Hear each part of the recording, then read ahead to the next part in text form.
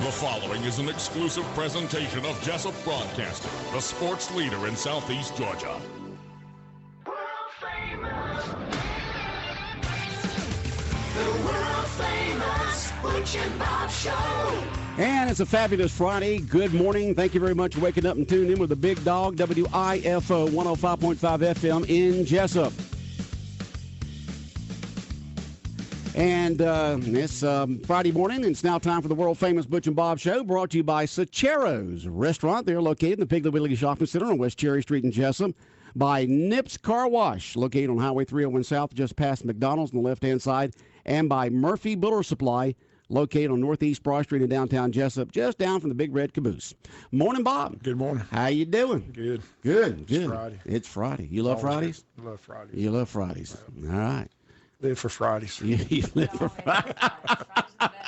You live for Fridays. Well, we've got a guest in here this morning, all tanned. I mean, look at there, man. They've been laying by the pool, getting all kinds of sun there. Who do we have in this morning? In the studios with us is Katie Ward, in charge of the cheerleaders, in charge of the yearbook, also a teacher at the high school, but she's got a big event that she's been organizing, which takes place tonight at JC Stadium, called Meet the Jackets. Going to be fun. Football season's here. School's underway. So, Katie, appreciate you coming in and just inviting everybody out and give us all the details of what's taking place tonight at JC Stadium. Tonight at JC Stadium, we're going to start.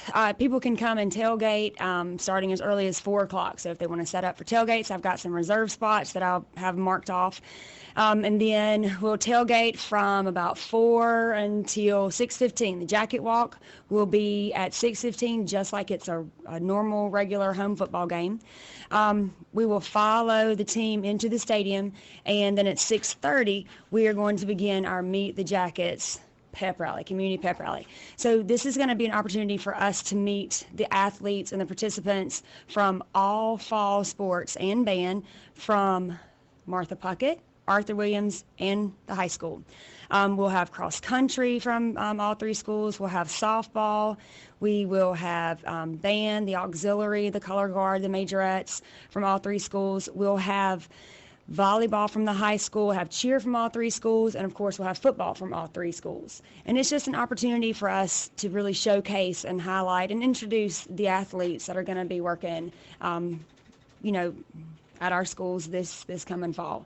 In January now, we'll do the Meet the Jackets for the winter and spring sports. But tonight we're focusing on the fall sports and activities. Absolutely. It's going to be exciting. Like I said, the football players are used to the jacket walk, but the softball players, volleyball players, the middle school players, they're going to be excited about this event. Right. And that's something that, Holly Lane and I have been working on this all summer. And we, in talking a lot, we really wanted to make sure that, we included all of these sports because, those all comprise and make up the success of Wayne County High School. And then your middle schools, filter in and become those good feeder programs. So it's important to also recognize them and to, introduce them and let everybody know what they're doing because that's the future of what we're doing at the high school. I understand some vendors are going to be there as well with some Absolutely. merchandise. So tell us about we that. have, we've got Devontae Wilson will be there with some jacket swag. We've got Fatback tees, S&B Express tees, Jennifer Johnson, Sheffield's, and those are just a few that we know will have your jacket paraphernalia and all. So if you're short on jacket gear, you can pick it up tonight. Our booster clubs, too, that was something that I wanted to do. All of these sports will have their booster club tables set up. So if anybody's interested in membership, they can sign up. A lot of the booster clubs already have T-shirts and other things that they're selling as fundraisers as well. So really important to visit those tables. Those tables will be set up on the curve of the track, and then the vendors will be set up closer to the visitor side of the track. That way we have enough room for our athletes' recognition, and we have enough room for everybody to kind of spread out. So just visit those tables as soon as as soon as we conclude the pep rally itself. Visit those tables, visit those vendors, and everything that we do here is going back to support our athletes of Wayne County. You're in charge of cheerleaders. How many cheerleaders on this year's squad for Wayne County?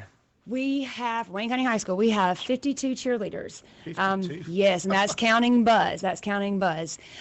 But what we do, we have such a huge responsibility. We go year round. I think people don't realize that, we have our tryouts in March, and in April we start with conditioning.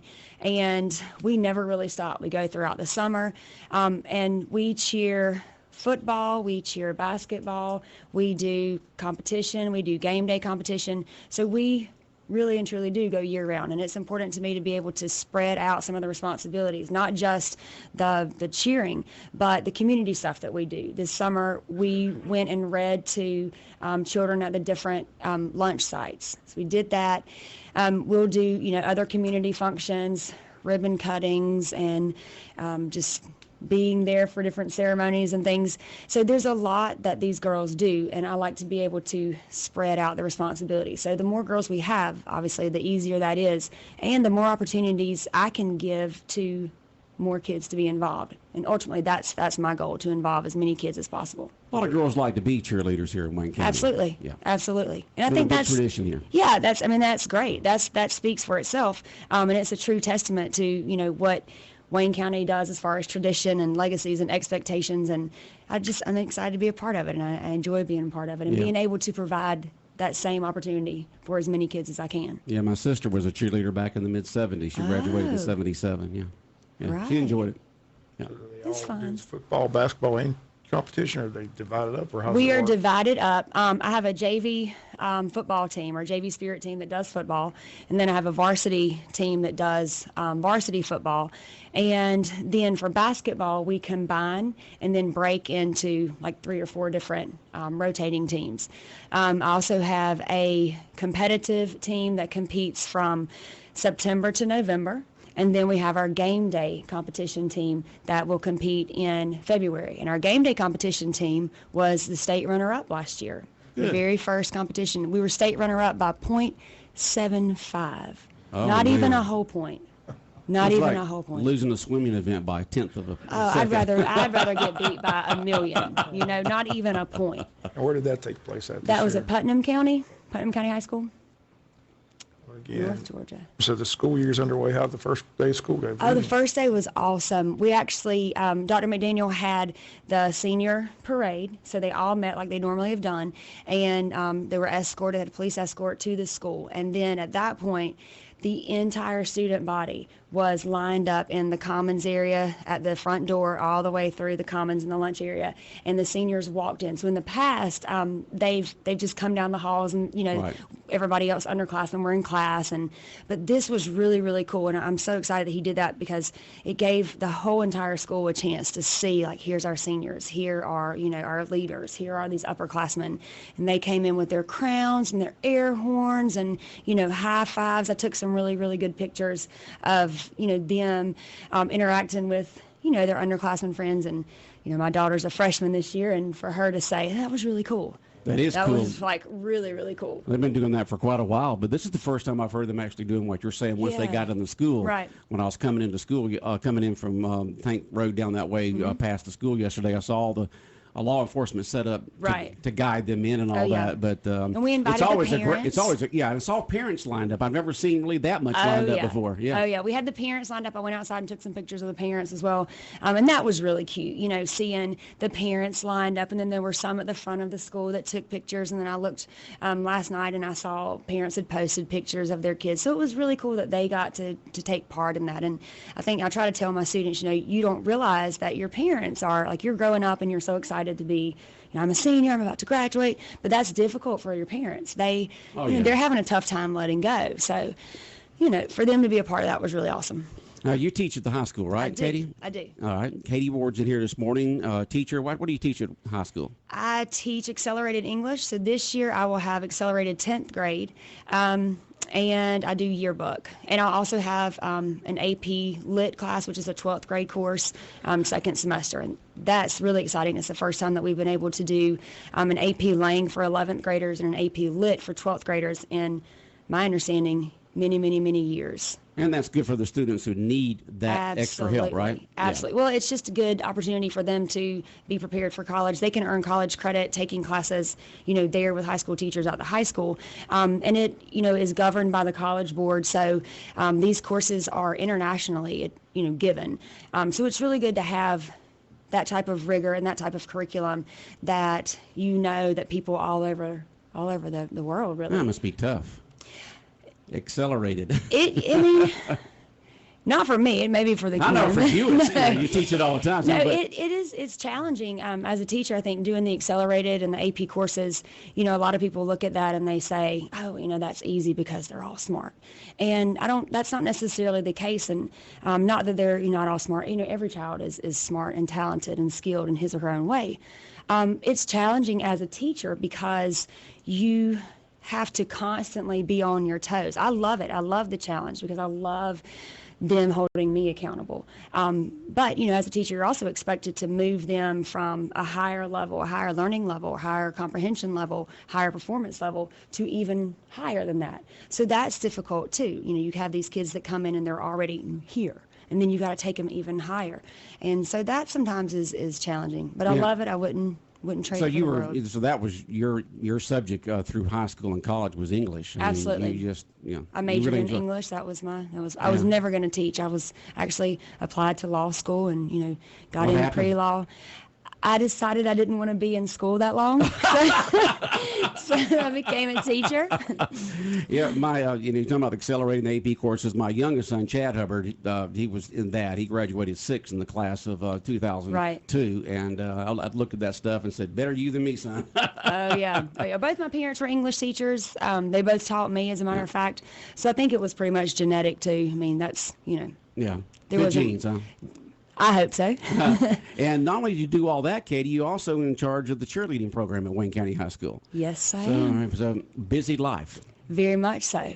Yeah. Very much. We are in full swing. Yep. We are in, which we have been. We haven't really slowed down. We had a little break there at the dead week, the GHSA dead week, and able to give the girls some time off, and able to give me some time off, and spend time with my own kids. But there's always something going on. There's always somebody's contacting me. Can the cheerleaders come do this? Can I have some cheerleaders to come? And I love being able to do that. I love being able to do that. And I'm going to ask you something right now. Okay. Several years ago, we had the Wayne County High School cheerleaders come into the station and do cheers. We had them in the production room in here, and they did cheers.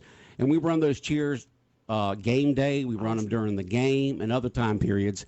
But we'd like to update them, get them fresh. Do you think we can get you to line up the varsity cheerleaders to come in here one day and produce some cheers that would, and we'll talk about it later, but have them come in and do that so we can have the most current cheerleaders doing it. Sure, and I have 15 seniors this year. This is the biggest senior class that I've ever had, and this is the biggest senior class I've had. I've been coaching and teaching for almost 15 years. This is the largest senior class I've ever had. So that's a little, it's exciting to have that many, leaders there on those two teams. But yeah, they would be excited. They would love to. We'll have them come in soon before that first regular season game. Was it August 30th? August 30th. 30th? Mm-hmm. Yeah, we'll have them come in a couple of weeks before that, or a week before that, and get them produced. I guess the best time would be after school sometime, but we'll line it up with you.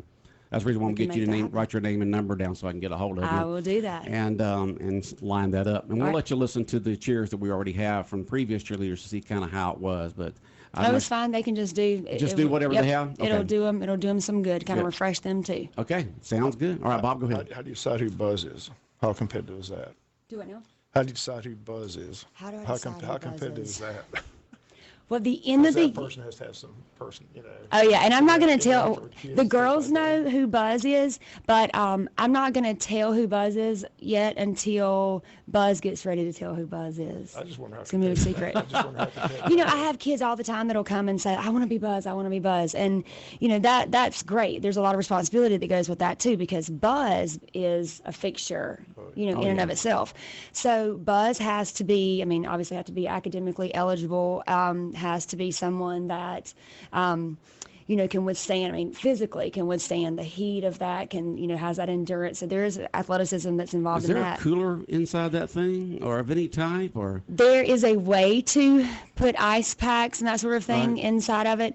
There is like a component that you can buy that goes inside that you wear, and then you put the ice packs in there, but it makes the outfit so much heavier. So it's just easier to pack it, Just pack it with ice packs. Pretty much. To see the interaction with these young kids, they're drawn to Buzz, and I know that person has to have that. I have people essentially apply for Buzz, and then from there I kind of look at some of the other criteria and other factors that I know will be important, and then we my assistant coach. What do you look for? Friendly, outgoing? Outgoing. You've got to keep be their mouth shut because they're not supposed to be able to talk. right. Well, and you probably couldn't hear him anyway. Somebody who is comfortable with the public, somebody that's Right. going to interact well with the public, that isn't going to be inhibited as far as, I feel silly doing this. You've got to be willing to make a fool out of yourself. You've got to be willing to, to be silly and to cut up. But somebody also who can pick up some of those cheers and chants and that can help lead those, and just good interaction. Got to have a little bit of rhythm Energy. to yourself. Yeah. You do. Yeah. I think this Buzz, and my Buzz last year was incredible. Oh my gracious, she was incredible, and she decided that she wanted to do something different this year. My Buzz this year, I'm really excited about Buzz this year. I think a lot of people are going to be shocked to see who it is. All right. And you're also in charge of the annual staff. How do you pick the annual? How do people sign up to be on the annual? They do. How many people you have involved in that? Because You have that's to- a big undertaking. It is. It really is. It's a 320-page publication that goes from, day one to the whole yearbook day distribution. You apply for to be on yearbook staff. And there's some criteria that goes into that as well. I specifically look for people that have some type of knowledge, or they don't necessarily have to have a background in any of the visual or graphic arts programs, but they have to have some type of background in that. I enjoy taking pictures. I am a good writer. I interact well with people. I'm a good communicator, that sort of thing. And then I just kind of narrow it down from there. I look at upperclassmen versus, my underclassmen. I have 3 freshmen this year, and I typically don't do freshman first semester because it is a year-long course. But I had 3 freshmen this year who just really, really were incredibly impressive, and I thought this will be a good opportunity to really train them. I like to have, because it's a level 1, level 2, level 3, level 4. So obviously if you're in level 2, I want you to go on to 3 and 4. So we look at that. Kids who can handle deadlines, kids who can handle independent rigor and challenges. A lot of this, we do our own pictures, we do our own stories, we do all of that. They do their own layouts and setups. And, you have to be willing to be able to work under pressure. Have you picked this year's theme? I have. Okay. So it's going to be a surprise? It is. It's always a surprise. Okay. We actually did last year. We had a contest with my teams because the class is divided into 6 teams, and we did a contest. We had a theme, just mock-ups. Every annual has its own personality. Right. That's right. How do y'all choose which? To the students, this is probably the most important thing. How do you choose the pictures, not the little small ones, but the big ones that go in the different classes, sections, and then other sections, and then the sports? And how do you choose those pictures? Well, last year, our theme, it was a Netflix theme. We had the different episodes, the different seasons, the different parts. All of the episodes made up the entire season of the show, if you're familiar with Netflix. We also did features. So we featured someone that, or something within each class or within each sport or even within each club, something that was unique, something that was just really cool and interesting about that particular group, whether it was the grade level or the club or the sport. So all of our pictures and just the kind of way we put it together, again, centered around the feature itself. Mm-hmm. And the students, because some students, they'll get a bigger picture, and all that kind of stuff. I know that's a big thing. My class is 72. We had our 45th, and in about 3 years from now, we'll have our 50th, and we still bring those annuals to the reunions. All these years later from the annual of 1972.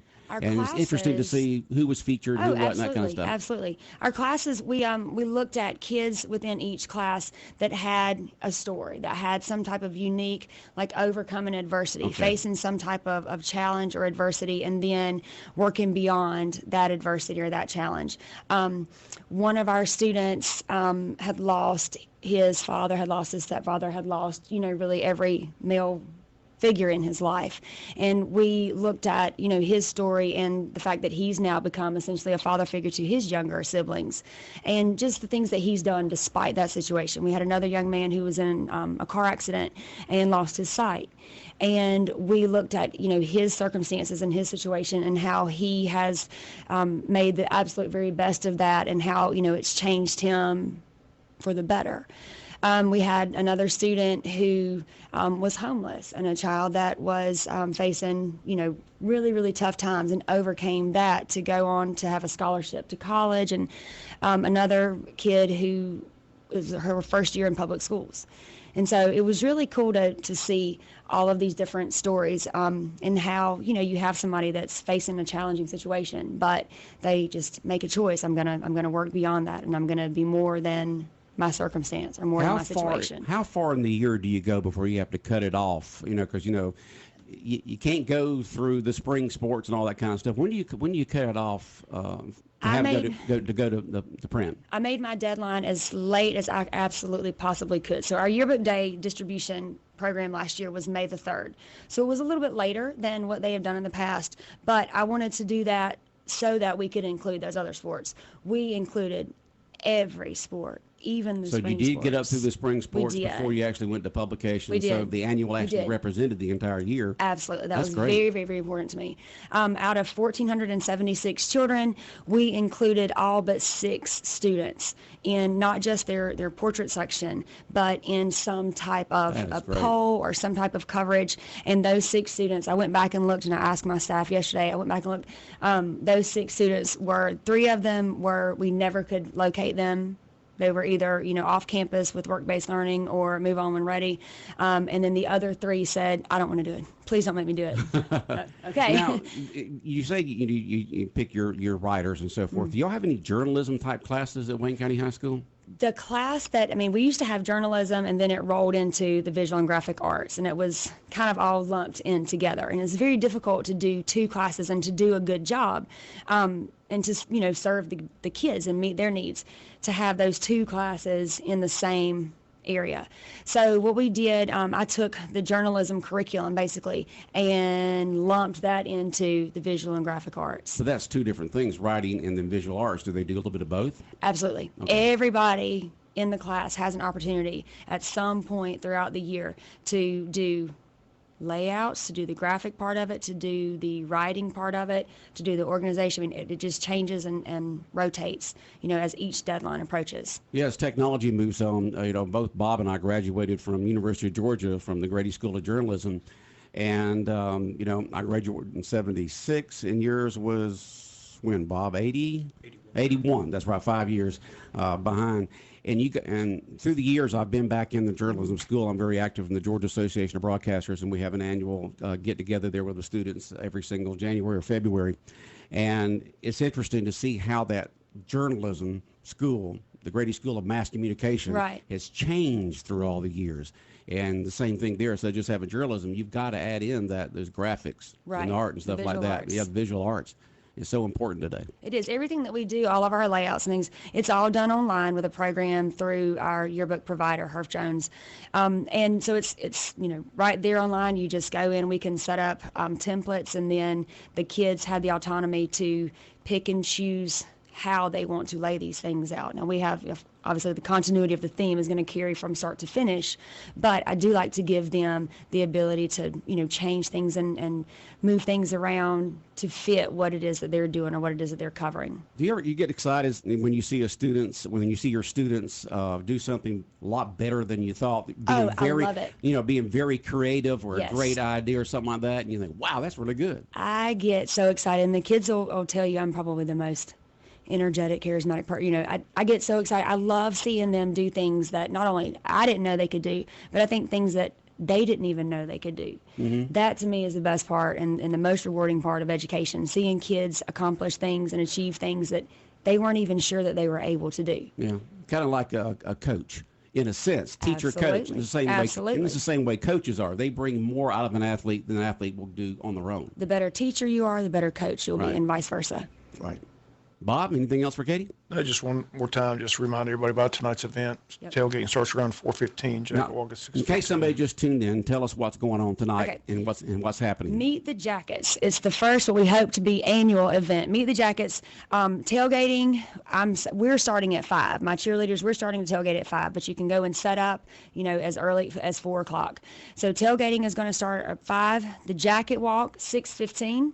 Then the actual Meet the Jackets, where we do team introductions of all fall sports and activities from Arthur Williams, Martha Puckett, and Wayne County High School. That will start at 6:30. Immediately after all those introductions are done, we've got vendors set up. We've got different people set up with different booths. Our booster clubs will be set up. So we encourage everybody to go and visit those different vendors and the different And booster Reed and clubs. Ronnie and them, they'll have the sausage dogs there tonight as well. Yes, So that was the concessions will other. be set up, right? Well, the tailgate will be there, and then we do have some concessions. Reed, Ronnie, and the crew. Yes, thank you for reminding me of that. We'll be cooking hamburgers, hot dogs, and world famous sausage That's one dogs. of the reasons to go, to get a sausage. Right, get a that's the sausage reason dog. that you're going. I got you. Hey, I don't care. Just go. Just go. Whatever. It doesn't matter to me. So around 6:30 it begins. 6:15 is jacket walk. 6:30 is the rally. And then how long do you think the whole thing will last? I anticipate no longer than 8 o'clock. I mean, we'll be there until people Until are gone. people are just gone. So they can just come in and go out as Right, they want. absolutely. Okay. There's no admission. It's totally free of charge. It's just, a chance to introduce and to really showcase our athletes and our participants in all of our fall events. Now, once the athletes are showcased, do they hang around or they leave or what? I actually have footballs and things for some of our players to autograph. So if there's anybody who's interested in autographs from because our kids become celebrities, our athletes become celebrities, and that's really important, especially in a small community like we have. But they'll have things to autograph. You can get pictures with athletes. You can get pictures with Buzz if you want to. Mix and mingle, see people, just have everybody there to really support and showcase these kids. Okay, sounds good. Anything else, Bob? I appreciate you coming in. All right, I'll get with you in a Absolutely. moment, Katie, about Okay, getting some awesome. lining that up. All right, the world-famous Butch and Bob Show brought to you by Murphy Builder Supply, located on Northeast Broad Street in downtown Jesup, by Sacheros in the Piggly Wiggly Shopping Center on West Cherry Street, and by Nips Car Wash, located on Highway 301 South in Jesup, on the left, just past McDonald's. The world famous Butch and Bob Show.